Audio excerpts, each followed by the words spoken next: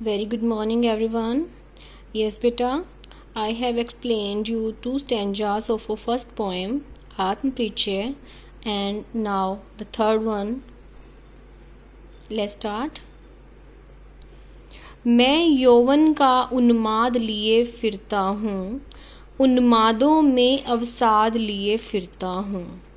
यौवन, युवावस्था मीन्स जवानी. उन्माद, मस्ती. आपको पता है, हमने सुना है जैसे युवावस्था में जो व्यक्ति है वो बिना किसी फ़िक्र के घूमता है, उसे किसी प्रकार की चिंता नहीं होती, उसे ऐसा लगता है कि मैं सब कर लूँगा, मुझे किसी से कुछ लेना देना नहीं है. तो वो जवानी का नशा होता है. इसी तरह से जो कवि है वो भी यही कहता है. इसमें भी कवि ने अपने बारे में बताया है, मैं यौवन का उन्माद लिए फिरता हूँ. मैं अपनी युवावस्था का उन्माद यानी कि मस्ती, नशा लेकर घूम रहा हूँ, फिरता हूँ, घूम रहा हूँ. उन्मादों में अवसाद लिए फिरता हूँ. अब जो वो मस्तियाँ हैं, जो वो नशा है, उसमें एक अवसाद है. अवसाद क्या होता है? दुख, निराशा. अब ये बिल्कुल अपोजिट हो गया, तो यहाँ विरोधाभास अलंकार है, क्योंकि जहाँ मस्ती है वहाँ निराशा कैसे हो सकती है. लेकिन जो कवि है वो क्या कहता है कि मेरे जीवन में मस्ती तो है, लेकिन अवसाद के साथ. वो जो मस्ती है वो निराशा लिए हुए है, और मैं उस मस्ती में निराशा को लेकर घूम रहा हूँ. जो मुझको बाहर हंसा, रुलाती भीतर, मैं हाय किसी की याद लिए फिरता हूँ. हाय ये दुख सूचक शब्द है कि हम दुख में ही बोलते हैं हाय. किसी की याद लिए फिरता हूँ, यहाँ फिर किसी की वर्ड यूज़ किया गया है, जैसा फर्स्ट स्टैंजा में था किसी ने, तो उसी के लिए ही दोबारा से कवि ने बोला कि मैं हाय किसी की याद लिए फिरता हूँ. वो उसका जो प्रिय है, उसकी प्रेमिका या पत्नी जो भी है, वो उसकी याद लिए घूम रहा है, क्योंकि वो जो उसका प्रिय है वो उसके साथ नहीं है. तो जो विछोह है, जो वियोग है, उसमें कवि बड़ा दुखी है, जिसके कारण वो याद उसको रुलाती भीतर, वो याद उसको भीतर से रुलाती है. जो मुझको बाहर हंसा, लेकिन बाहर से वो क्या करता है? वो हंसता रहता है, लोगों को दिखाने के लिए वो हंसता है, लेकिन जो उसके प्रिय की याद है वो उसे भीतर तक, अंदर तक बहुत रुलाती है. कर यत्न मिटे सब, सत्य किसी ने ना जाना, नादान वही है हाय जहाँ पर दाना. नादान, ना समझ, जिसे कोई भी समझ ना हो, जिसे कुछ पता ना हो. दाना यानी बहुत समझदार. कवि कहता है कि इस दुनिया में नादान वही है, बहुत सारे लोग जो हैं वो नादान हैं. जहाँ पर दाना, जो कि अपने आप को समझदार समझते हैं. लोग बड़े नादान हैं, लेकिन अपने आप को क्या समझते हैं? समझदार समझते हैं. कर यतन मिटे सब, सत्य किसी ने न जाना. ये सब लोग जो अपने आप को समझदार समझते हैं वो प्रयत्न कर कर के मिट गए, मर गए. सत्य किसी ने न जाना, लेकिन जो इस जीवन का सत्य है, संसार का सत्य है, वो किसी ने ना जाना, वो कोई नहीं जान पाया आज तक. चाहे वो नादान है या वो समझदार है. नादान मीन्स ना समझ, दाना मीन्स समझदार. जो समझदार हैं वो भी नहीं समझ पाए, और जो नादान है और समझदार होने का दिखावा करते हैं वो तो वैसे ही नहीं समझ पाए. और प्रयत्न कर कर के सब मिट गए, मर गए, लेकिन किसी को भी कुछ जीवन की सच्चाई के बारे में नहीं पता चला. फिर मूढ़ न क्या जग, मूढ़ यानी मूर्ख, न क्या जग जो इस पर भी सीखे. देखिए क्वेश्चन मार्क आ रहा है यहाँ पर भी है, यहाँ पर भी है. तो यहाँ प्रश्न अलंकार है और प्रश्न शैली का प्रयोग किया गया है. बेटा आपको शिल्प सौंदर्य में या काव्य सौंदर्य में ये सब चीज़ें बतानी होती हैं. फिर मूढ़ न क्या जग, तो फिर क्या ये जग, ये संसार मूर्ख नहीं है जो इस पर भी सीखे, जो इस पर भी नहीं सीख रहा, फिर भी प्रयत्न कर रहा है, फिर भी संसार से प्रेम कर रहा है, फिर भी संसार में जी भर के जी रहा है. यानी फिर संसार तो मूर्ख है. मैं सीख रहा हूँ सीखा ज्ञान भुलाना. मैं क्या कर रहा हूँ? मैं इनसे अपोजिट हूँ, बिल्कुल विरोधी हूँ.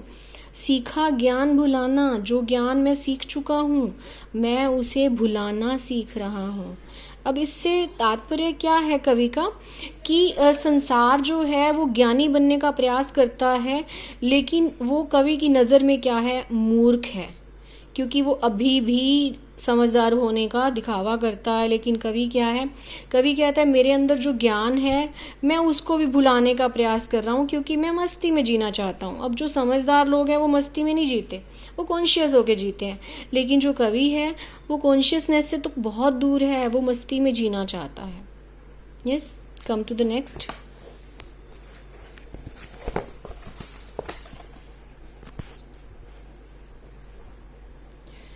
मैं और जग और कहाँ का नाता। अब कवि कहता है कि मैं और जग और, मैं कुछ और हूँ और जग कुछ और है, कहाँ का नाता, हमारे अंदर कहाँ का नाता, कोई रिश्ता नाता नहीं हो सकता। मैं बना बना कितने जग रोज मिटाता, मैं ऐसे संसार रोज कितने बनाता हूँ और मिटा देता हूँ। मैं और जग और, मैं कुछ अलग हूँ और संसार मुझसे बिल्कुल अलग है, कहाँ का नाता। तो हमारे अंदर कहाँ का नाता हो सकता है, हमारे बीच में कोई नाता नहीं हो सकता। मैं बना बना कितने जग रोज़ मिटाता, जो ये संसार है मैं तो ऐसे संसार रोज़ बनाता हूँ और रोज़ मिटा देता हूँ। जग जिस पृथ्वी पर जोड़ा करता वैभव, जग संसार, संसार इस पृथ्वी पर वैभव, धन दौलत संपत्ति जोड़ा करता है, जमा करता है। ये तो सभी जानते हैं कि हम संसार में कोई भी है वो धन संपत्ति जोड़ने में विश्वास रखता है, वो धन संपत्ति जोड़ते रहते हैं। मैं प्रति पग से उस पृथ्वी को ठुकराता। अब जो इस पृथ्वी पर लोग अपना धन संपत्ति जोड़ते रहते हैं, जोड़ने का प्रयास करते हैं, दिन रात यही कोशिश करते हैं कि उनके पास धन संपत्ति जमा हो जाए, वैभव जमा हो जाए। मैं क्या करता हूँ, मैं प्रति पग से, पग मीन्स पैर से, उस पृथ्वी को ठुकराता, ठोकर मारता हूँ। मैं ऐसी पृथ्वी को ठोकर मारता हूँ जो धन वैभव से भरी हुई है। क्यों? क्योंकि कवि के हृदय में प्रेम की पीड़ा है। मैं निज रोदन में राग लिए फिरता हूँ, रोदन यानी रोना। मैं अपने रोने में भी राग यानी गीत लिए फिरता हूँ। मेरे रोने में भी एक राग है, एक शैली है जो लोग सुनकर आनंदित होते हैं। मैं अपने रोदन में भी रोता क्यों है? क्योंकि वो वियोग में है, प्रिय से बिछुड़ने का दुख है, तो उस रोदन में भी वो राग लिए फिर रहा है। शीतल वाणी में आग लिए फिरता हूँ, यहाँ फिर से विरोधाभास अलंकार है। कवि कहता है मेरी वाणी तो शीतल है लेकिन मेरे अंदर आग है। क्योंकि जैसे पहले कवि ने बोला कि मैं बाहर से हंसता हूँ और अंदर से रोता हूँ, इसी तरह से जब वो अंदर से रोता है तो उसके अंदर आग जल रही है, और वो लोगों को हंस के दिखाता है कि तो उसकी शीतल वाणी है, लोगों से वो ठंडा होके बात करता है, शीतल वाणी में बात करता है, बट उसके अंदर जो है वो बहुत आग भरी हुई है, वियोग रूपी आग भरी हुई है। हो जिस पर भूपों के प्रासाद निछावर, भूपों मीन्स राजाओं, सम्राटों, प्रासाद, प्रासाद यानी कि महल, मैं वह खंडर का भाग लिए फिरता हूँ। मेरे पास वो खंडर का भाग है। खंडर यानी टूटा फूटा मकान का टुकड़ा, छोटा सा, बहुत पुराना, जर्जर, उसको हम खंडर कहते हैं। मैं वह खंडर का भाग लिए फिरता हूँ। मेरे पास वो खंडर का हिस्सा है जिस पर कि सैकड़ों भूपों के महल भी न्योछावर हो जाएं, कुर्बान हो जाएं। यानी मेरे पास वो जो खंडर है वो, उस पर मैं करोड़ों महल भी न्योछावर कर सकता हूँ, क्योंकि मुझे उस खंडर से प्रेम है। Come to the next, this is the last para.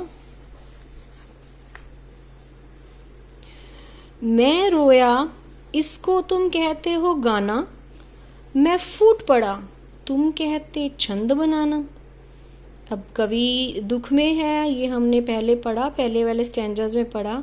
कवि दुखी है, मैं रोया, तो दुख में वो क्या करता है, मैं रोया। कवि कहता है कि मैं रोया, इसको तुम कहते हो गाना, तो इसको तुम गाना कह देते हो, क्योंकि वो कवि है। जब वो दुखी होता है तो अपने जो दुख है उनको वो कविता के रूप में बयान करता है। लोग उसको क्या कहते हैं, गाना कहते हैं। वास्तव में कवि की कविताएं क्या होती हैं कि वो उसके जीवन पर आधारित है। अब ये कविता उसके जीवन पर आधारित है, तो लोग उसको क्या कहते हैं, वो कविता कह देते हैं। कवि कहते हैं मैं फूट पड़ा, मैं अंदर से फूट पड़ा, यानी मैं बिलक बिलक कर रोया, मेरे अंदर की भावनाओं को मैंने तुम्हारे सामने उजागर किया। तुम कहते छंद बनाना, और तुम कहते हो कि मैंने कविता में छंद बनाए। यानी कविता में जैसे शिल्प सौंदर्य में हम वर्णन करते हैं, कविता की प्रशंसा करते हैं कि कविता में ये चीज़ें यूज़ की गई हैं, इससे बहुत सुंदर लगती है कविता। तो कवि कहता है कि क्यों कवि कहकर संसार मुझे अपनाए, मुझे कवि कहकर क्यों अपना रहा है संसार, ये संसार मुझे कवि क्यों कहता है। मैं कोई कविताएं नहीं रच रहा, मैं कोई छंद नहीं बना रहा, मैं अपने हृदय की भावनाओं को रो रो कर बता रहा हूँ, जिसको तुम गाना कह देते हो, जिसको तुम छंद बनाना कह देते हो। मैं नहीं चाहता कि लोग मुझे, इस संसार के लोग मुझे कवि कहकर अपनाएं, मुझे कवि कहें। मैं दुनिया का हूँ एक नया दीवाना, मैं चाहता हूँ कि लोग मुझे एक दीवाने की तरह देखें। दीवाना यानी कि मस्त मौला, प्रेम में दीवाना। कवि जो है प्रेम में दीवाना है, पागल है। मैं दुनिया का हूँ एक नया दीवाना, तो लोग मुझे उसी रूप में अपनाएं। कवि कहता है मैं दुनिया का एक दीवाना हूँ और मैं चाहता हूँ कि लोग मुझे उसी रूप में अपनाएं। मैं दीवानों का वेश लिए फिरता हूँ, मैं मादकता निश्शेष लिए फिरता हूँ। कवि कहता है कि अब जो दीवाना है, जो नशे में घूम रहा है, उसका वेश भी कैसा होगा, दीवानों जैसा ही होगा। तो मैं वेश भी दीवानों जैसा लेकर घूम रहा हूँ। मादकता, नशा, निश्शेष, संपूर्ण, और मैं अपने अंदर संपूर्ण नशा लेकर घूम रहा हूँ। जो मेरे अंदर प्रेम का नशा है उसको लेकर मैं घूम रहा हूँ। जिसको सुनकर जग झूमे,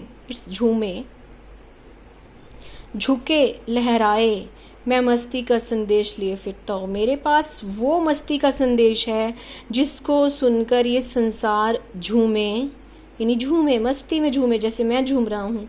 झुके, और जो मेरे अंदर प्रेम है, ऐसे प्रेम के आगे संसार झुक जाए, लहराए और मस्ती में लहराने लगे। मेरे पास ऐसा मस्ती का संदेश है। तो कवि कहता है कि जैसा मैं मस्ती में रहता हूँ, मैं चाहता हूँ संसार भी उसी मस्ती में रहे, इसलिए मैं संसार के लिए वो मस्ती वाला संदेश लेकर घूम रहा हूँ। यस बेटा, poem is completed. I think you understand all the poem. तो एक चीज़ मैं बता दूं, यहाँ पर आत्मकथात्मक शैली है। देखिए मैं हर जगह मैं का यूज़ किया गया है। तो काव्य सौंदर्य में हम लिखेंगे कि यहाँ आत्मकथात्मक शैली का प्रयोग किया गया है। अलंकार मैंने आपको बता दिए साथ साथ, और यहाँ पर जो भाषा है वो खड़ी बोली है और तत्सम शब्दों का प्रयोग किया गया है। तत्सम शब्दों का प्रयोग किया गया और खड़ी बोली भाषा का प्रयोग किया गया है। और कहीं कहीं विरोधाभास अलंकार भी है, प्रश्न अलंकार भी है, और शैली आत्मकथात्मक है। यस बेटा, ओके।